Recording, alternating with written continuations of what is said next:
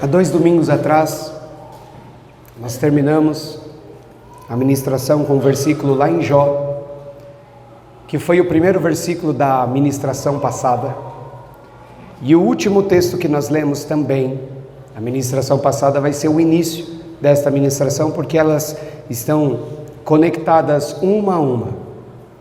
Aqui em Lucas 22, lá no versículo, se você estiver aí com a tua Bíblia pronta, no versículo 31, e do versículo 31 ao versículo 34, diz assim a palavra do Senhor: Disse também o Senhor a Simão: Simão, eis que Satanás vos pediu para vos ir andar como trigo, mas eu roguei por ti para que a tua fé não desfaleça, e tu, quando te converteres, confirmará teus irmãos.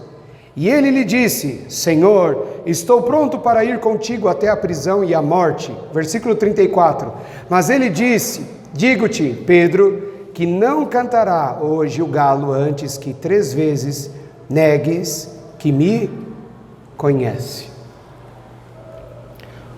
Um dos principais objetivos do inimigo das nossas almas é fazer com que eu e você, com que o homem vive sobre esta terra no engano. Você acha que está crescendo, você acha que está comendo, você acha que está amadurecendo, você acha que está melhorando, mas na verdade não está. É um dos objetivos do inimigo das nossas almas fazer com que eu e você venhamos a viver no engano. Como a Bíblia diz que ele cegou o entendimento, não são os olhos, é o entendimento para não enxergar o que Deus quer da minha e da sua vida. Faz parte do objetivo dele nos enganar, fazer-nos olhar para o fruto proibido como se fosse uma bênção, uma provisão de Deus, sabendo que aquilo é uma maldição e vai destruir as nossas vidas. Faz parte do propósito dele nos enganar. Hoje nós vamos falar sobre arrependimento. A palavra arrependimento que você encontra na sua Bíblia, ela é uma palavra que ela é derivada de uma língua chamada grego. E no grego, esta palavra não é escrita desta forma. É uma palavra que tem um significado chamado metanoia. Essa palavra, metanoia, é uma palavra que ela junta 2 palavras que nós usamos na nossa língua portuguesa. Para o grego, metanoia, arrependimento e conversão é a mesma coisa. É a mesma coisa. Nós separamos essas palavras. Mas para ele, no original, o significado desta palavra arrependimento é o mesmo para conversão. Quando nós começamos a entender o que significa o arrependimento, é algo que nós vamos falar bastante hoje, o que significa a verdadeira conversão, nós começamos a entender porque Pedro, depois de ter vivido tanto com o Senhor, já próximo ali à porta da crucificação de Jesus, o Senhor o declara como um homem ainda não convertido. Um homem que ainda precisava se converter, sendo que demônios foram expulsos, prodígios foram feitos, caminhou sobre as águas. E Jesus fala assim: você vai se converter. E quando você se converter, você vai começar a fazer aquilo que eu disse, aquilo que eu pedi a você. Amados, arrependimento é o primeiro passo da eternidade. Arrependimento é a atitude mais importante de um cristão. É a ação mais importante que o cristão tem que tomar sobre a sua vida e seguir como passos a dar até o dia da redenção. E é um dos assuntos menos falado e menos compreendido. O fato é que quando você lê isto aqui, que Pedro ainda não é convertido, você fica cheio de dúvidas sobre a sua salvação, sobre a sua real conversão, sobre o cristão que você julga ser.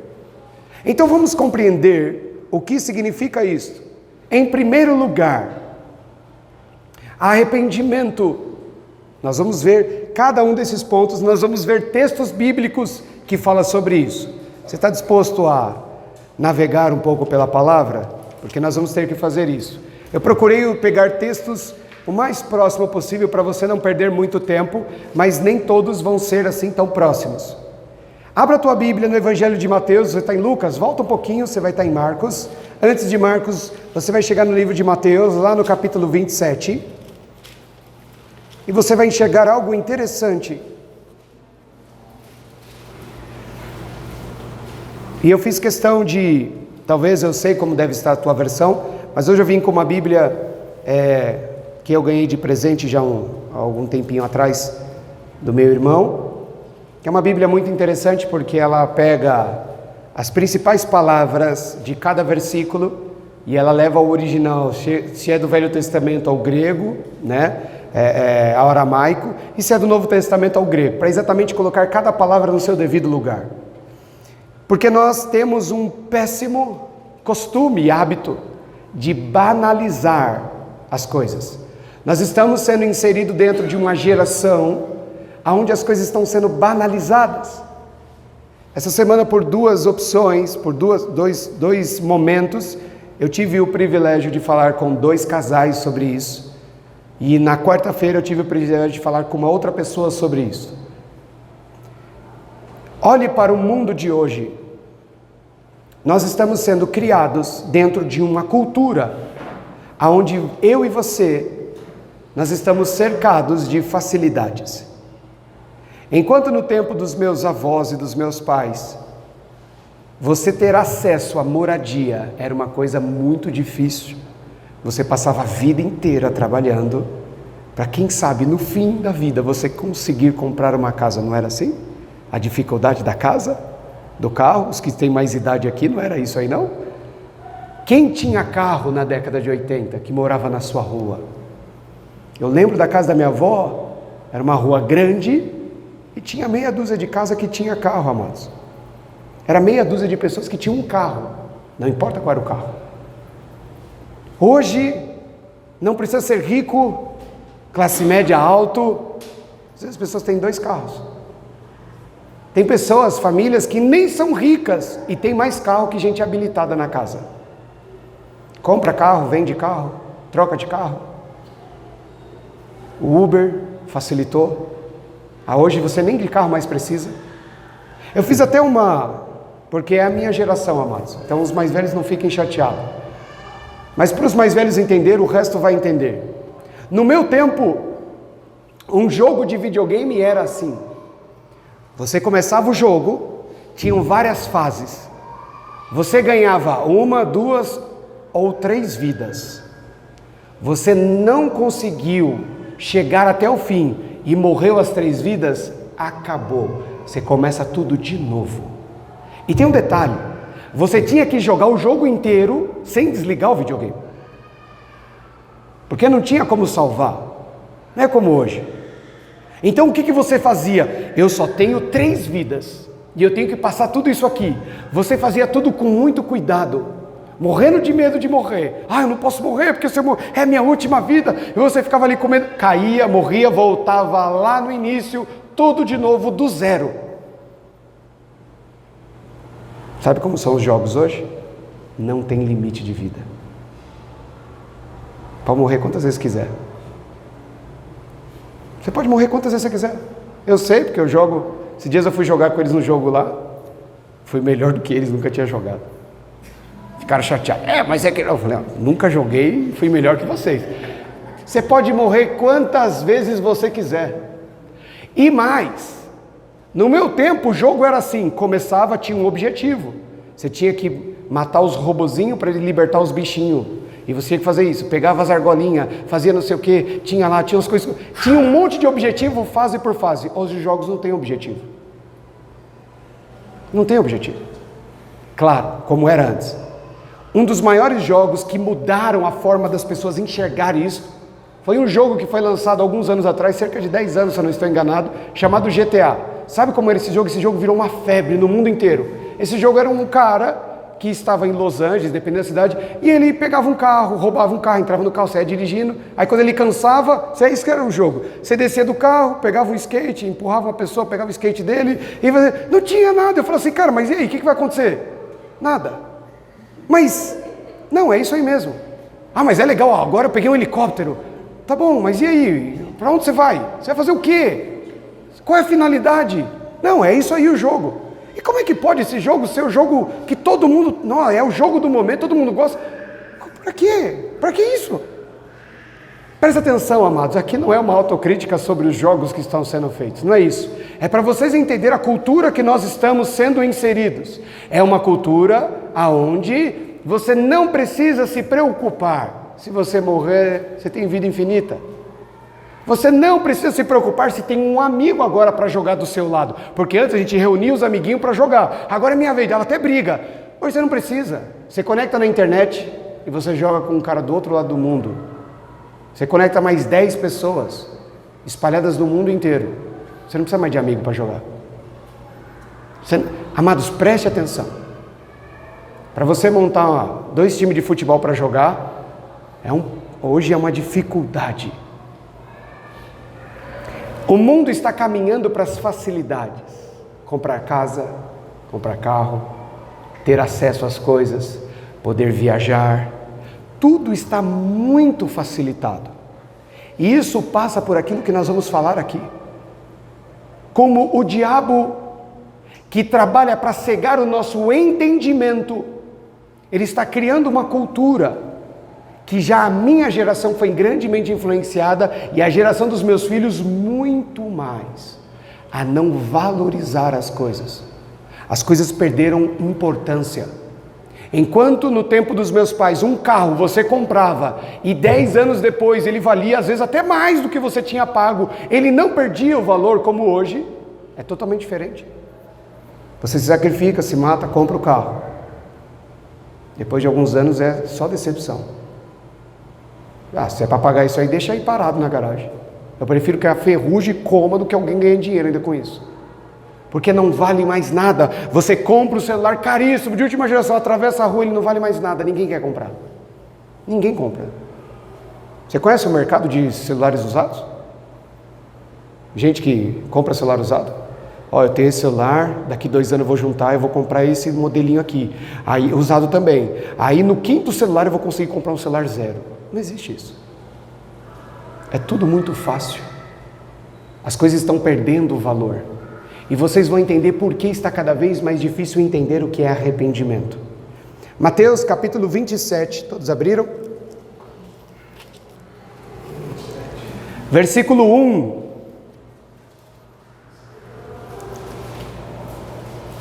Judas acaba de trair Jesus. E agora ele está, entre aspas, arrependido.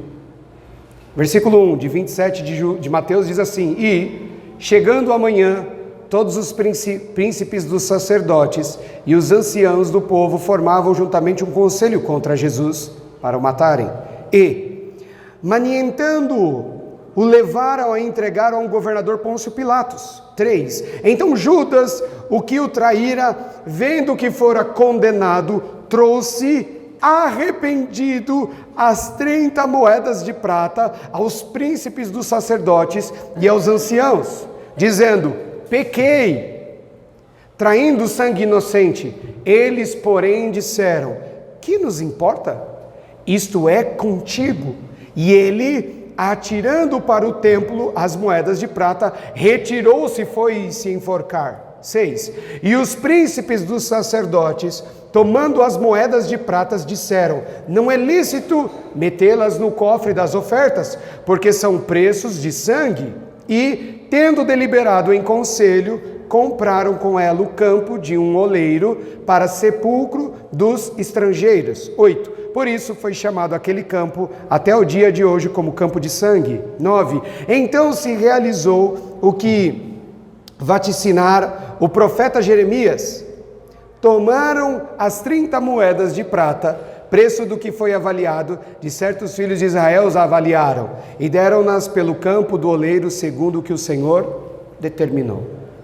Quando você vê essa palavra arrependimento, como eu disse aos irmãos, ela está grifada aqui. Mas o significado desta palavra, quando você vai lá no original do grego, não é arrependimento como nós vamos falar hoje. O significado, eu fiz questão de anotar as duas. São 2 pontos: lamentação e preocupação. Isso não é arrependimento. Esta palavra, a expressão do original do grego, não é que ele estava arrependido de ter traído Jesus. Ele percebeu o que ele tinha feito. E ele está preocupado de ser culpado disso. Presta atenção numa coisa. Todas as vezes que alguém tenta consertar aquilo que foi quebrado, destruído, aquilo que não dá para ser feito. Eu derramei o copo de leite no chão. Não dá para consertar. O copo quebrou, o leite se espalhou pelo tapete. Não dá para você fazer o leite voltar? Dá para você fazer o copo ser reconstruído e voltar para o seu lugar? Não dá. Isto não é arrependimento quando você tenta consertar aquilo que você errou. Mas agora eu percebi que eu fiz uma coisa terrível. Eu vou tentar consertar. Não dá para consertar. Presta atenção nisso. Todas as vezes que você tenta consertar, isto não é sinônimo de arrependimento. Sabe como Adão e Eva consertaram o erro deles? Pegaram as folhinhas, cobriram a sua nudez. Pronto. Põe um durex aqui, está tudo certo. Isto não é arrependimento. Ao invés de estarem com seus joelhos dobrados, chorando, lamentando, pedindo perdão a Deus antes dele chegar no jardim, eles estão tentando consertar algo que não tem como consertar. Todas as vezes que você tenta consertar o que você quebrou, o erro que você cometeu, isso não é arrependimento. Isso é preocupação. Você está lamentando. É remorso. Arrependimento não é isso, amados. Arrependimento não é isso. Davi demonstra arrependimento quando ele comete aquele ato terrível, sabe como? Ele não tenta fazer jejum e oração para ressuscitar o marido da mulher. Ele não tenta jogar a culpa em Batseba. Por que você aceitou? Você podia não ter vindo.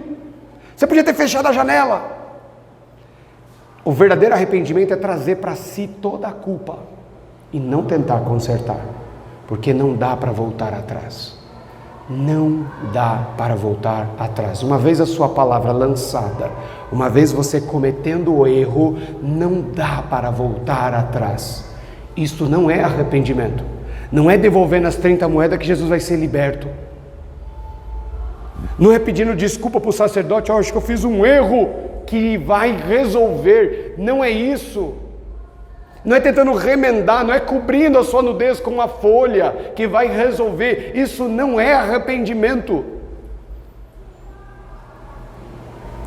Por isso, o texto é descrito mostrando que isso não é. Judas não está arrependido. A verdadeira vergonha, volta lá em Lucas, você está em Mateus? Vai um pouquinho para Marcos, depois vai para Lucas. Só que lá no capítulo 22 agora.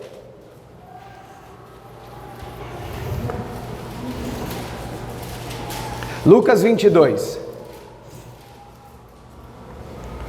Fica como uma lição de casa para você ler do versículo 54 até o versículo 62. A gente vai pular um pouquinho. A gente vai começar lá no versículo 60.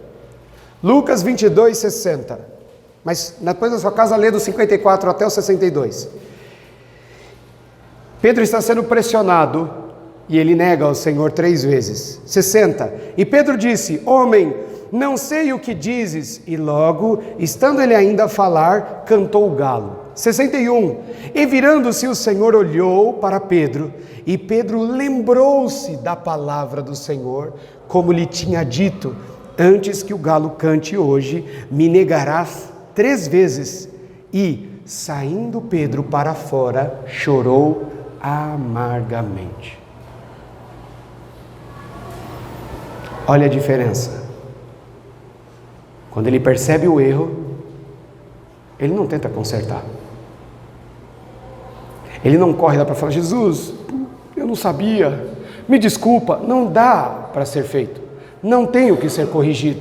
A única opção minha e sua é chorar amargamente pelo nosso erro. Era isso que Adão e Eva tinham que fazer naquele momento: chorar, clamar por misericórdia, não tentar consertar. Judas não derrama uma lágrima por Jesus. Ele tenta fazer como? Eu vou tentar arrumar isso aqui. Não, deixa que eu vou dar um jeito, eu consigo.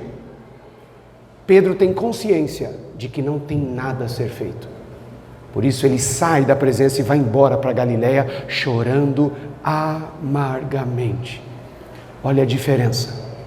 Isso aqui resolve a vida? Não, não resolve. Isso aqui, então, é o que a gente precisa fazer toda vez que a gente cometeu erro, a gente passar um dia chorando amargamente? Não. Mas isso demonstra o princípio do arrependimento. Não é tentando consertar as coisas que você vai mostrar estar arrependido. Não é tentando remendar, colar, que vai resolver o problema. Não é isso que o Senhor espera de nós. Não, Ele não espera que a gente venha consertar as coisas. Não. Não é consertando, isso não é teu papel. Você destruiu por desobediência, você rompeu a aliança com o Senhor por ter um coração duro. Ok, arrependimento não é você tentar remendar as coisas.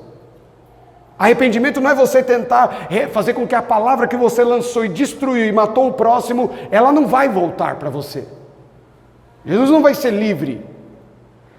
Deus vai apagar e falar assim: então tá bom, Adão, vamos fingir que vocês não comeram fruto e começa tudo de novo. Isso não vai acontecer. Isso não é arrependimento. Você não vai conseguir fazer isso. Eu cometi um erro, o que eu faço? Não tenta consertar. Não é assim que se resolve as coisas. Olha o que a Bíblia está dizendo. Isso não é arrependimento. Pedro não faz nada. Por quê? Porque não há nada a ser feito. Se ele chegar lá e bater em todo mundo, tentando libertar Jesus, não vai resolver. Se ele chegar lá chorando e falar: Jesus, me perdoa, também não vai resolver. Só sobrou uma coisa para ele: chorar. Chorar amargamente. Presta atenção. Pedro nunca se importou que ele contou 3 mentiras. Escuta isso. A decepção dele não foi porque ele pecou. A decepção dele foi porque ele acabou de enxergar que ele não é tudo isso que ele acha que ele é. Que ele não é tão forte como ele achava que ele era. Que ele não é tão valente como ele achava que ele era. A decepção de Pedro não é porque ele acabou de contar 3 mentiras. Porque isso é o que mais destabiliza o homem. É quando o homem percebe que ele não é o que ele sempre acreditou ser. Maldito é o homem que confia em si mesmo. Pedro está olhando a sua miséria. Ele está chorando porque o Senhor avisou. Ele, com orgulho e soberba, achou que ele: não, eu jamais vou fazer isso. E agora ele olha e fala: meu Deus, o que eu estou fazendo da minha vida? As mentiras, amados, você nunca se importou com as 3 mentiras. Ele fala: não conheço. Ele está mentindo. E você vai ver que na Bíblia, Deus nunca está preocupado em falar da mentira dele. Todo o cenário está em volta da vergonha. E a vergonha não é porque ele mentiu. A vergonha é porque ele tinha prometido. A vergonha é porque ele acreditava que ele era muito melhor. Por isso o Senhor falou para ele: um dia você vai se converter. Foi neste momento que ele percebeu que ele ainda não era convertido. Ele fala: o que eu sou? Eu desperdicei 3 anos e meio da vida do mestre. Ele acreditou em mim, olha o que eu fiz com ele. Aí o que ele faz? Ele volta a viver a vidinha dele de sempre, como pescador. Ele tem vergonha de olhar para o Senhor. Ele não tenta consertar. Isso é o princípio do arrependimento. Não é o suficiente, não é tudo, mas é o primeiro passo do arrependimento. É você começar a sentir as suas misérias, as suas impotências, a sua incapacidade. Começa aí. Não começa você: tudo bem, eu errei, mas eu acho que eu ainda consigo consertar. Não faça isso. Isso não é arrependimento. Arrependimento é atrair para si toda a culpa. Davi nunca tocou no nome de Batseba, nem nas suas orações. é tudo culpa minha. É tudo meu. Eu falhei, eu errei. Isso é arrependimento. É trazer tudo para si. Eu quero ler um outro texto com os irmãos. Esse é um pouquinho mais difícil, mas está fácil. Se você voltar, você está em Lucas, Marcos, Mateus. Malaquias é o último do velho. Volta algumas folhinhas de Malaquias e você vai chegar em Miqueias. Vai folheando, não tira muito pedaço grande não, senão você vai avançar demais. Vai em Miqueias, capítulo 7.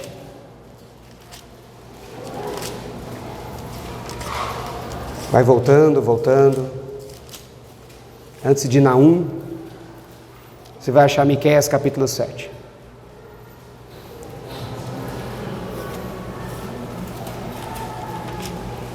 Achou aí Miqueias 7? Miqueias, que está depois de Jonas. Capítulo 7, acharam? Presta atenção aqui. O segundo ponto, o primeiro ponto que eu queria tratar com os irmãos é isso. Que arrependimento não é você tentar consertar as coisas. E assumir toda a culpa. E pronto. Só nos resta uma coisa quando nós começamos a nos arrepender: assumir toda a culpa e chorar amargamente. Nada além disso. Nada além disso. Nada vai consertar o passado.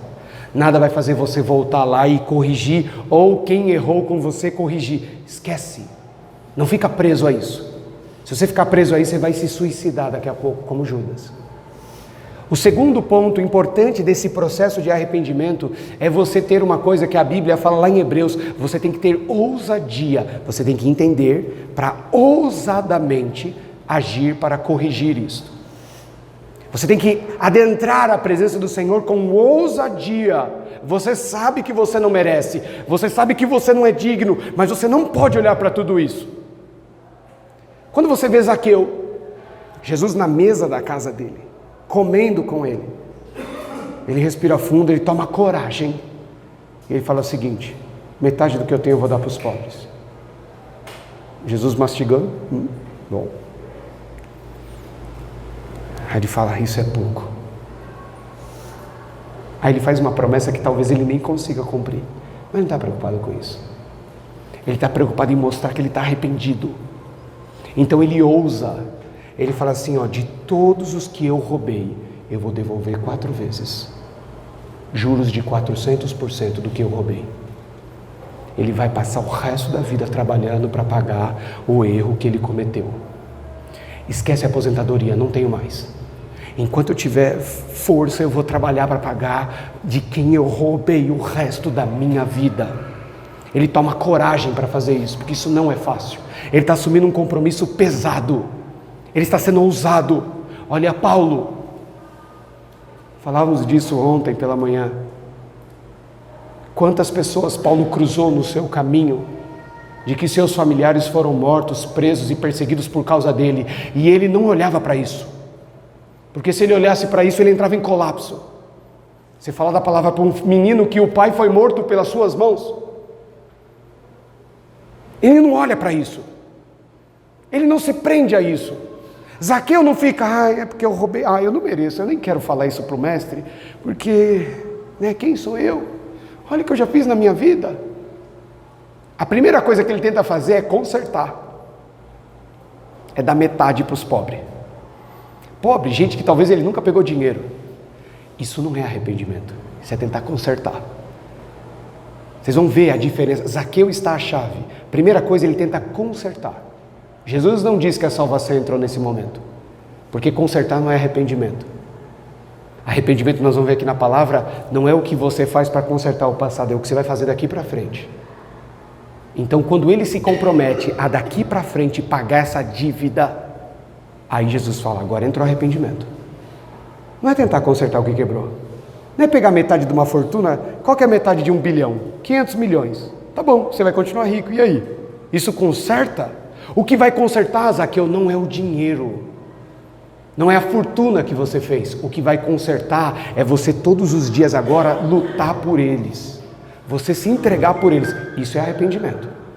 O resto é remorso, é preocupação. não é arrependimento. Olha como Deus trata o arrependimento. Miqueias 7, 18 e 19, os antepenúltimo e o penúltimo versículo do livro. 7,18. Quem, ó Deus, é semelhante a ti, que perdoas a iniquidade e que te esquece da rebelião, do restante da sua herança? O Senhor não retém a sua ira para sempre, porque tem prazer na benignidade.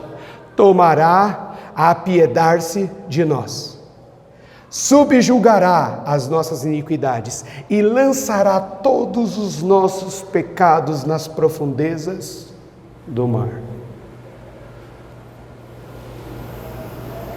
Se Ele esquece, por que eu e você temos que ficar lembrando? Isaías fala que Ele não se lembra mais. Eu tenho que ser ousado para acreditar nisso, porque eu não vou esquecer, mas Ele já esqueceu. Por que você fica perdendo tempo com isso? Por que você fica se autoflagelando por isso? É necessário ter a ousadia que Zaqueu teve. Tem hora que você vai ter que respirar fundo e falar assim: tá tudo bem, eu estou pregando a palavra aqui, eu sei o que eu fiz com seu pai, mas eu fui transformado. Se eu ficar olhando para isso aqui, eu vou me suicidar que nem Judas. Se ele esqueceu, por que eu vou ficar lembrando? Arrependimento é ponto final. A Bíblia diz que quando Pedro é convidado por Jesus de novo a se encontrar com ele, e Jesus pergunta por 3 vezes para ele se ele amava. Antes desses versículos, lá no último capítulo do Evangelho de João, a Bíblia diz que eles olhavam para Jesus e eles não ousavam falar nada. Eles sabiam que eles estavam errados. Eles sabiam que eles tinham feito tudo errado. Não é desta covardia para alguns. Nós temos que ser ousados para entender que a graça e a misericórdia, o perdão foi concebido e acabou. Não tem mais culpa, não tem mais dívida. Arrependimento é você, primeiro, tomar toda a culpa para si, sentir a dor do erro que você cometeu, chorar amargamente. Segundo passo, é você saber que existe um advogado, que existe um escape, que existe uma forma de ser resolvido, e não ficar se remorrendo naquilo que você fez de errado, e não ficar se culpando, e não ficar achando o culpado. É você ter a ousadia de falar: se o Senhor esquece, eu também vou esquecer. Fica preso no pecado, você nunca vai ser liberto disso. Fica preso no erro que você cometeu ou que alguém cometeu com você, você não vai conseguir ser liberto. Você vai ter que chegar em algum momento, respirar e falar assim: eu vou me encontrar com Ele. Mas depois de tudo que você fez, Pedro, eu vou. O que eu vou fazer? Eu não tenho outra opção, eu não vou falar nada. Talvez Ele tenha alguma coisa para me dizer. Talvez Ele tenha alguma coisa para...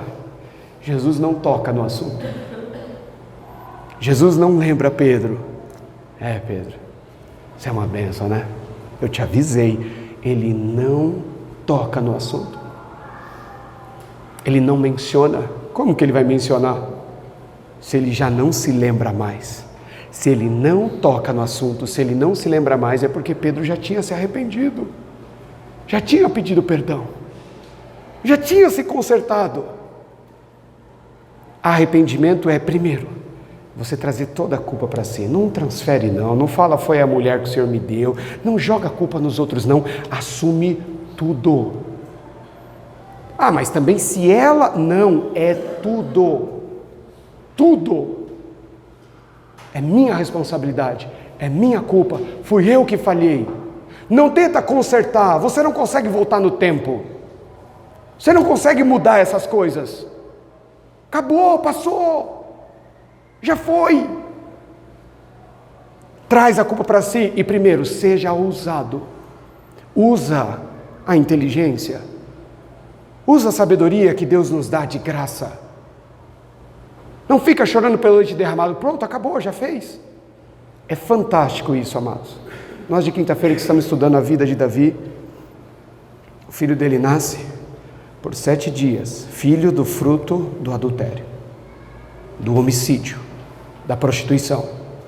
Ele chora, ora, faz jejum, 7 dias do lado do berço da criança, chorando, sem comer, clamando por misericórdia. Depois de 7 dias a criança morre. Sabe o que ele faz? Traga as roupas reais. Quero pão, quero comer. E todo mundo fica olhando. A Bíblia diz que ninguém ousava falar nada, mas falava assim, mas ele não estava triste? Ele não estava chorando? Assim, da noite para o dia, ele vai voltar a ter a vida dele normal. O que ele pode fazer para consertar?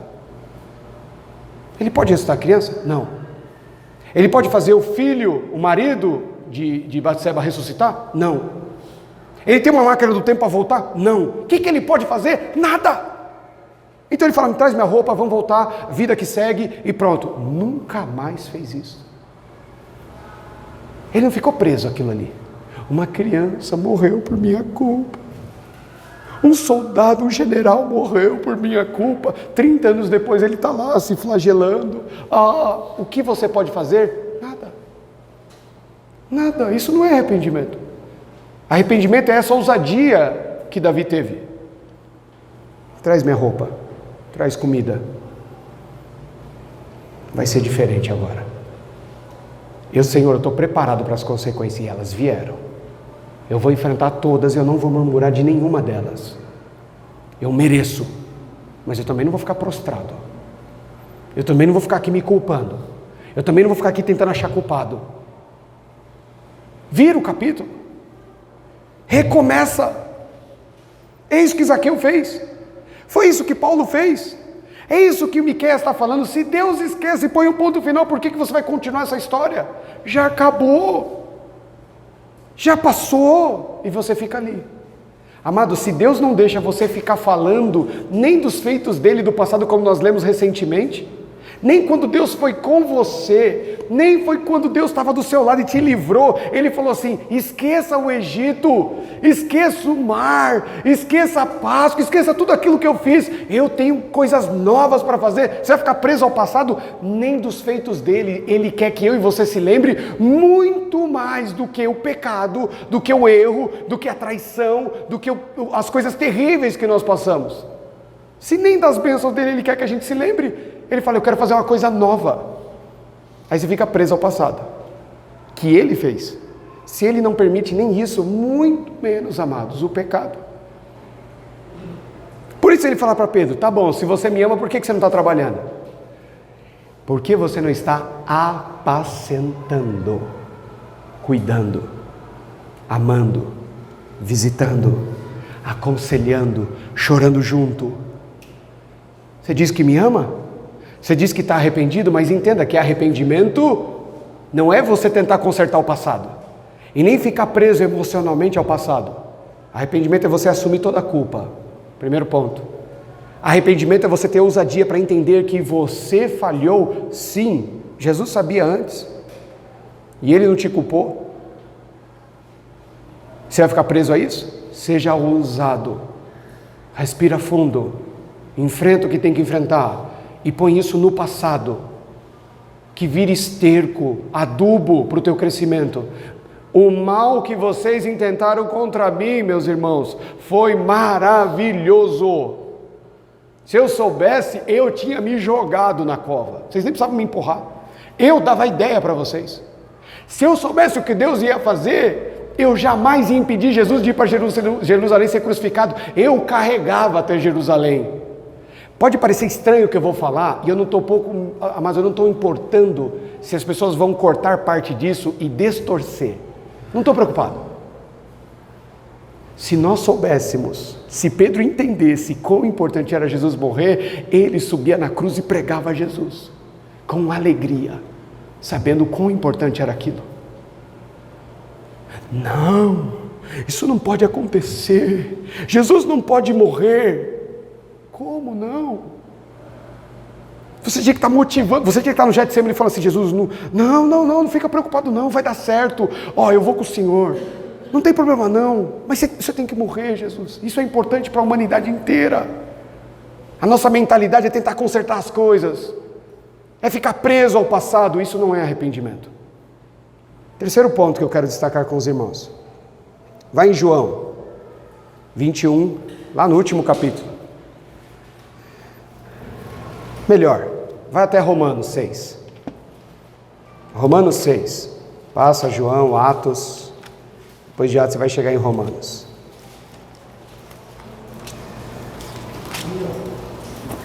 Romanos 6.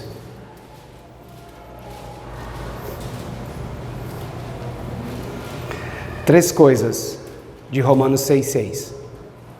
Três coisas maravilhosas. Vamos ler. Romanos capítulo 6, versículo 6. Sabendo isto, que o nosso velho homem foi com ele crucificado, para que o corpo do pecado seja desfeito, a fim de que não sirvamos mais ao pecado. O que ele está dizendo aqui? Que eu e você, para mostrar arrependimento, nós temos que matar o corpo do pecado, todos os dias. Eu e você, nós temos que mortificar a vontade, a carne vai estar morrendo de vontade, e você vai falar não para ela, todos os dias. Isso é matar o corpo do pecado. Como é que você mostra arrependimento? Tentando consertar? Devolvendo as moedas de prata? Não. É a cada dia, presente e futuro, você matar o desejo, sufocar o desejo. Ela quer xingar, ela quer brigar, ela quer se irar, ela quer que você peque, ela quer a glutonaria, ela quer a bebedeira, ela quer a prostituição, e você fala não. Você vai chegar até o último dia da sua vida, a carne vai continuar querendo. Presta atenção, ela vai continuar querendo, mas não para aqui. A primeira coisa desse texto que Paulo vem nos ensinar é que é meu compromisso, é minha responsabilidade, é sua responsabilidade todos os dias matar o corpo do pecado. O que é matar o corpo do pecado? Não fazer o que a carne quer. O desejo dela, a concupiscência, o desejo desenfreado dela, você não dá o que ela quer. É assim que você mata o corpo. Olha a continuação, 7.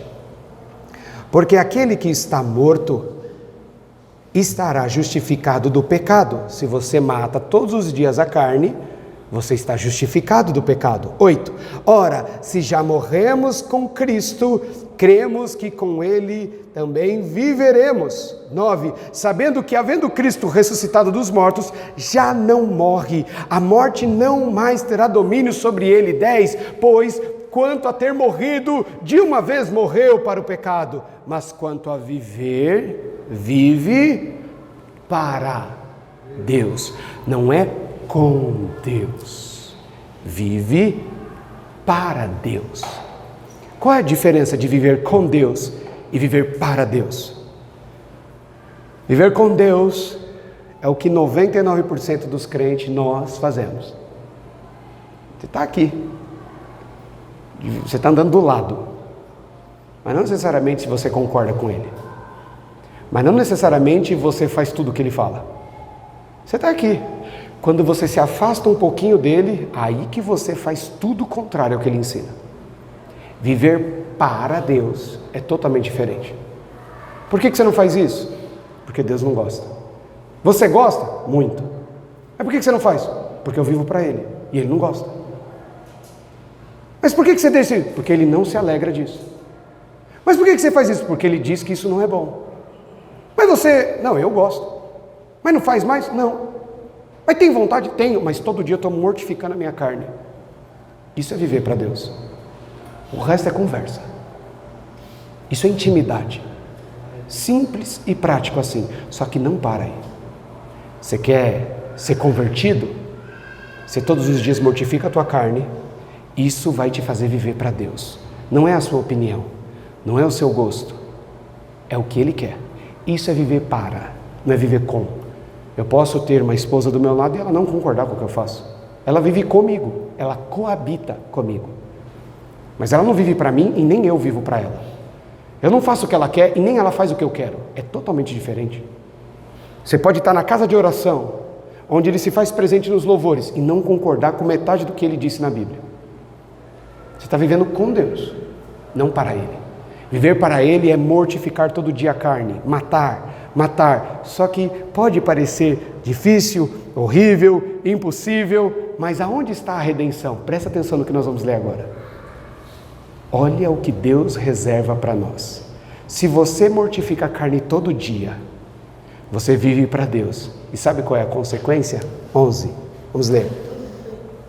Assim também vós, considerai-vos como mortos para o pecado, mas vivo para Deus, em Cristo Jesus, nosso Senhor. Não reine, portanto, o pecado em vosso corpo mortal físico, para lhe obedecerdes às suas concupiscências. 13. Nem tampouco apresenteis os vossos membros ao pecado por instrumento de iniquidade, mas apresentai-vos a Deus como vivos dentre os mortos, e os vossos membros a Deus como instrumento de justiça. Presta atenção agora, porque o pecado não terá domínio sobre vós, pois não estáis debaixo da lei, mas debaixo da graça. Você nunca mais vai ser escravo do pecado, ele não terá mais domínio, porque é isso que acontece hoje. Por que Pedro não conseguia fazer o que ele queria? Porque ele ainda era escravo do pecado, não era convertido. Ele era escravo do orgulho dele, do que ele achava que ele era escravo do passado, ele se autoflagelava, se culpava. Se você mortifica todos os dias a carne, você passa a viver para Deus, e é isso que vai te libertar da escravidão do pecado. Sabe por que a maior parte dos crentes, e até das pregações, elas deixam uma ideia de que é impossível você ser liberto do pecado? Porque eles não ensinam você a mortificar a carne. Porque eles não falam para você que você tem que viver para Deus, mas com Deus. Caminha do lado dele, de vez em quando faz o que ele quer e está tudo certo. Você quer ser livre do pecado? Quem me libertará? Ele fala no próximo capítulo. Quem me livrará deste corpo, dessa escravidão? Aí todo mundo para aí, tá vendo? Não tem como. Como não? Ele dá a resposta.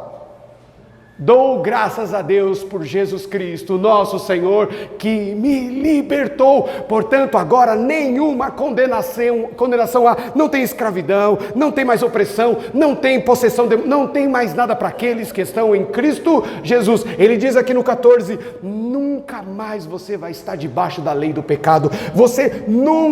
O pecado nunca mais vai ter domínio sobre você. Ele nunca vai mandar em você e você vai correr para obedecer ele. Sabe por quê? Porque você aprendeu, você entendeu que arrependimento é você matar a vontade da carne e viver para Deus.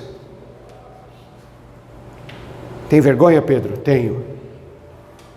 Então vive para Deus. Você está arrependido? Por que você não está vivendo para Deus? Por que você não está apacentando? Por que você não está cuidando?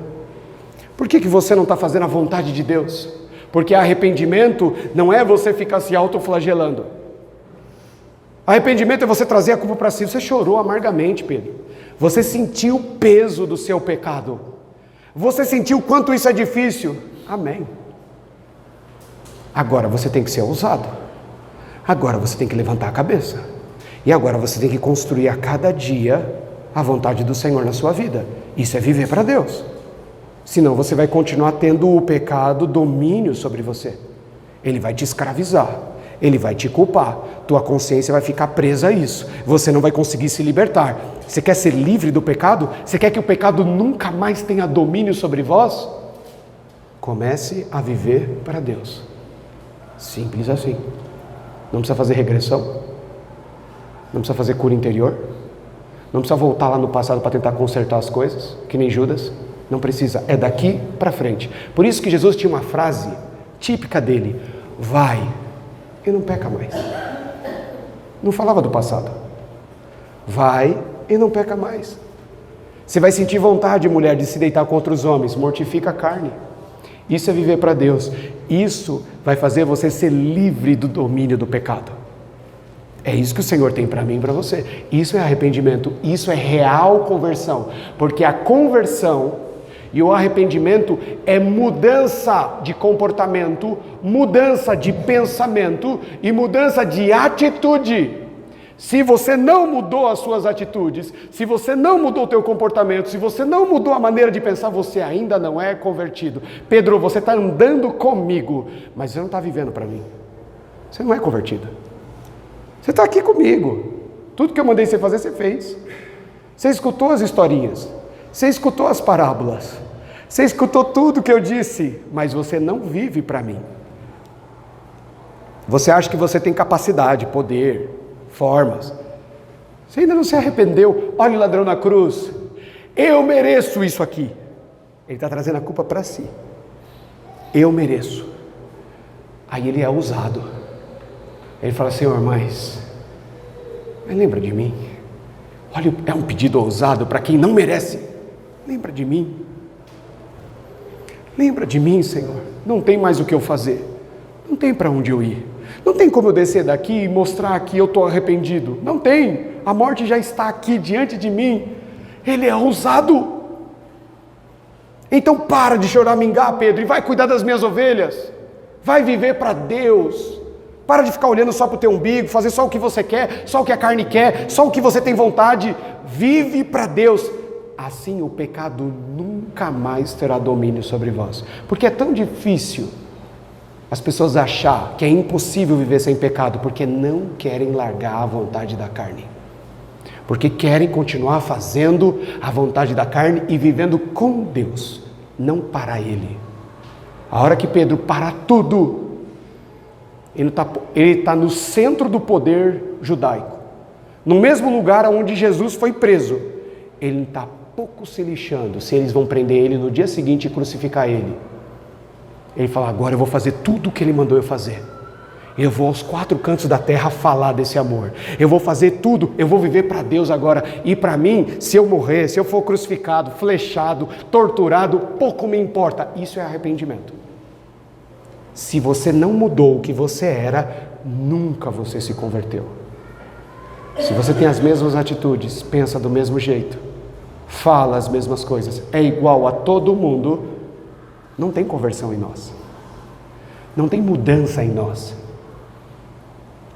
A única forma do pecado não ter poder, domínio, escravizar como nos escravizou no passado, é eu mortificar a carne todos os dias. É eu crucificar a carne todos os dias. Não vou. Eu sei que você quer, mas eu não vou te dar. Eu sei que você quer que eu saia do carro e vá lá espancar aquele cara, porque me fechou, mas eu não vou fazer a sua vontade.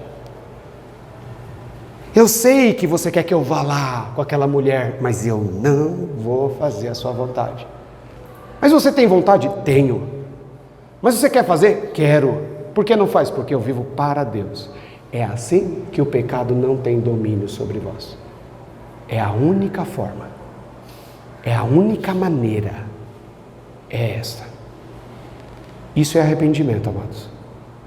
Por isso que Jesus fala para Pedro, você ainda não se converteu. Você ainda não se arrependeu. Você ainda não entendeu o que é viver para Deus.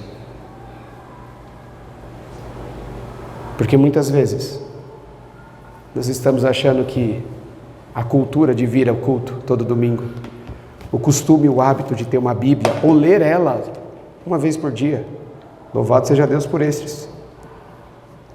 Isso não é arrependimento e conversão. Arrependimento não é remendar, consertar, voltar no passado. Arrependimento é o que você está fazendo daqui para frente. Isso mostra que você arrependeu. Nós tivemos o privilégio para encerrar recentemente. E eu tinha dúvidas no meu coração. Porque nós estávamos cuidando de uma família que tinha passado por um problema muito grande. E tinha uma dúvida, será que vai voltar a fazer de novo? Será que vai cometer o erro de novo? Fica a dúvida no ar. Será que vai ter recaída? Será que vai acontecer isso e isso? Aí a pessoa falou assim, olha, eu não posso prometer nada. Eu não posso garantir nada. A única coisa que eu posso fazer é tentar a cada dia consertar o que eu errei para o futuro. Mostrar que eu não vou fazer mais. Mostrar que agora é arrependimento. Eu me enchi de alegria. Talvez as outras pessoas falem assim, eu queria uma coisa palpável, né? Eu queria uma garantia, um seguro assinado aqui para me guardar, para quando acontecer eu poder acionar a justiça. Isso não é arrependimento.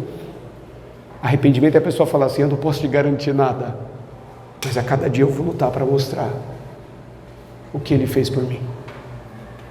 Isso é arrependimento. Não é voltar no passado não, amados. Não é devolver 30 moedas de prata, não é ficar chorando pelo filho que morreu. Já morreu, passou. Isso não é arrependimento. Arrependimento é ponto final. Começa. Mortifica todo dia. Vive para Deus. O pecado não vai mais ter domínio sobre nós. Amém?